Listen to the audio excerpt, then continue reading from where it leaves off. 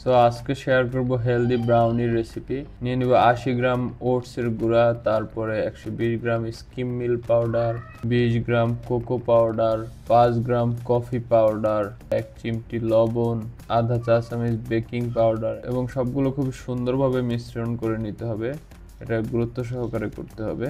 তারপর 4টা ডিম সুন্দরভাবে নেড়ে নিব যাতে ফেনাও না ওঠে, আবার কুসুম এবং সাদা অংশ সুন্দরভাবে মিশে যায়। এরপর ডিমের ভিতরে লেবুর রস বা ভ্যানিলা এক্সট্রাক্ট বা কোকোয়া এক্সট্রাক্ট দেওয়া যেতে পারে যাতে ডিমের গন্ধটা না থাকে।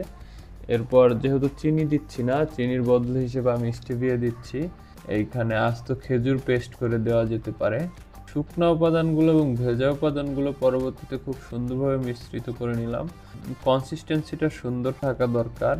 তবে যেহেতু ওটস ফ্লাওয়ার দেওয়া হয়েছে সেহেতু পানিটা একটু বেশি থাকলে সমস্যা নাই। ওটস প্রচুর পানি টানে আসলে। ব্যাটারটা মোল্ডের ভিতরে খুব সুন্দরভাবে ছড়িয়ে দিতে হবে যাতে ব্রাউনিটা চারিদিকে সমানভাবে বেক হয়। তারপর ওভেনে দিয়ে দিলাম 170 ডিগ্রি সেলসিয়াসে 18 থেকে 20 মিনিট থাকলে হয়ে যায়। তো হয়ে গেল, ব্রাউনি মোটামুটি টেস্টি হয়েছে। 16 পিসে কাটলাম আমি, আপনি আপনার সুবিধা মতো কাটতে পারেন।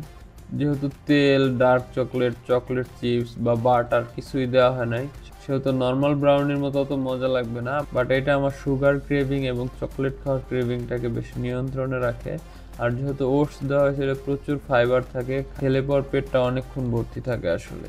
আর আরিস কেক জাতীয় কিছু কাটা দেখলে বলে ওঠে। তো যাই হোক, আজকের মতো এ পর্যন্তই। দেখা হচ্ছে আগামীকাল।